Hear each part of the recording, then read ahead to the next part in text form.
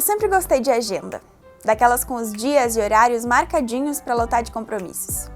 Gosto de agenda de papel para escrever com caneta colorida e encher de adesivos bregas. Eu sempre gostei de planejar a médio e longo prazo. Gostava de colocar ali compromissos do mês, mesmo que eu ainda tivesse 10 anos e nem precisasse de uma agenda, eu tinha uma. Toda rosa, toda brilhosa, cheia de coisa. Com o tempo, a minha vontade de planejar só aumentou. Eu gosto de organizar o caminho e entender o que eu preciso fazer para chegar onde eu quero no tempo que eu imagino.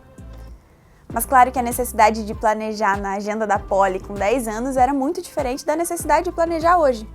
E teve um momento que essa chavinha virou e eu lembro muito bem do dia de quando isso aconteceu. Eu sempre gostei de fazer tudo, sabe? Fazia balé, aula de desenho, ginástica olímpica, inglês, basquete, oficina de biscuit, o que vocês imaginarem que tinha em São Borja eu fiz. Meus pais sempre souberam que eu não queria algo muito convencional, então eles me deram a liberdade de experimentar coisas diferentes, para que de alguma maneira eu pudesse me encontrar. Mas claro que essa coisa de experimentar não dura para sempre, né? É meio que um luxo. Com 14 anos eu comecei a fazer curso de atuação para TV no Rio de Janeiro e cada vez que eu ia para lá eu voltava ainda mais encantada com aquele universo e com tudo que ele me oferecia. Meus pais sempre me acompanhavam, minha mãe ia sempre comigo e meu pai sempre se preocupava se aquilo era real ou era só uma fantasia. Eu sempre tive na minha cabeça que eu queria fazer faculdade, mas eu não sabia se eu me encaixava em algum curso porque eu tinha vontade de fazer tudo, sabe?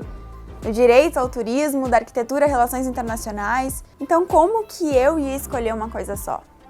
O tempo foi passando e cada vez mais chegava a hora de terminar a escola e decidir o que fazer. Esse era o meu dilema. Meus pais sempre me deram liberdade e isso é muito bom. Mas ao mesmo tempo, a liberdade dá muitas opções. E é complicado decidir o futuro quando você só tem 15 anos, sabe? Para qual cidade eu vou, o que eu quero aprender, o que isso vai me render. É difícil você entrar num universo sem referências. E eu nunca tive nenhum familiar nessa área. Então eu fui conhecendo a realidade aos poucos, colocando a minha própria cara para bater. Eu comecei a pesquisar os cursos, eu já estava estudando artes cênicas, né? Então eu queria fazer outra faculdade em paralelo. Pesquisando, eu decidi fazer publicidade, meio que por exclusão das outras. Eu não sabia exatamente o porquê da minha decisão, então eu passei no vestibular, fui morar em Santa Maria e comecei a faculdade em paralelo com as idas ao Rio para estudar atuação.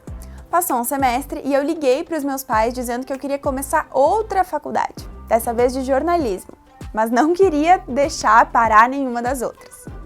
Eu lembro exatamente do silêncio ensurdecedor do meu pai no telefone, chocado com aquele meu pedido, e ele, sem querer cortar a minha empolgação, me perguntou: por que você precisa de mais uma faculdade? Qual é o seu planejamento?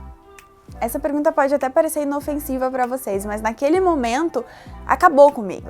Assim, de verdade, eu não tinha resposta. Eu queria fazer porque eu estava achando legal aquela função toda, mas eu não tinha um planejamento de futuro para aquilo. Daí naquela noite, era uma sexta-feira, eu lembro que eu fiz um chimarrão e me atraquei a escrever todos os motivos pelos quais eu precisava dessas 3 opções, né?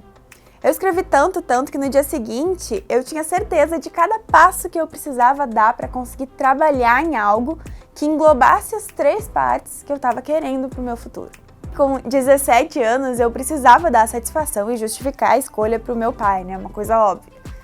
Mas a verdade é que eu precisava justificar para mim mesma por que aquilo era importante.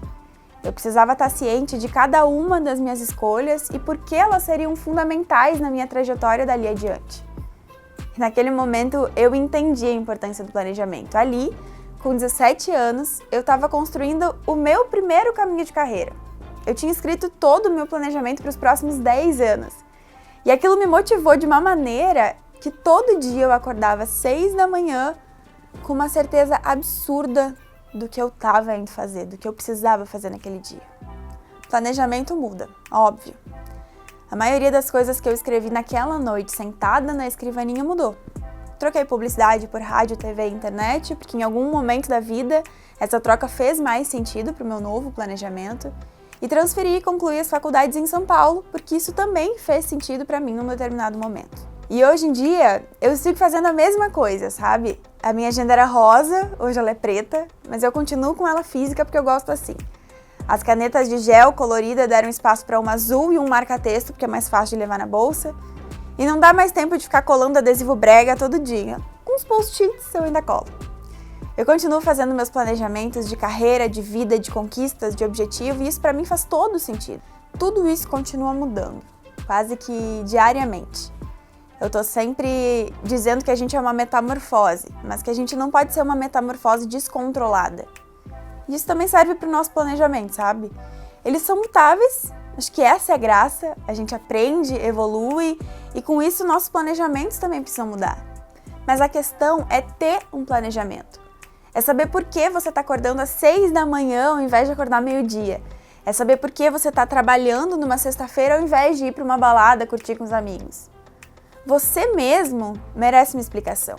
Você mesmo merece compreender o valor dos seus esforços e por isso você precisa saber diariamente aonde você quer chegar. Planeje. Pode ser numa agenda rosa, numa planilha super complexa ou na cabeça. Visualize o que você quer e o que você precisa fazer para isso. Aquela pergunta do meu pai me deixou sem ação naquele momento, mas naquela noite, comendo uma omelete numa escrivaninha bagunçada, eu comecei a escrever meu futuro. E de lá para cá, eu já arranquei muitas e muitas páginas daquela agenda para reescrever e já precisei comprar várias agendas novas. Mas se tem uma coisa que eu não abro mão, é ter sempre uma agenda com folhas em branco na bolsa. A minha vida e o meu futuro merecem esse cuidado. E a sua também merece.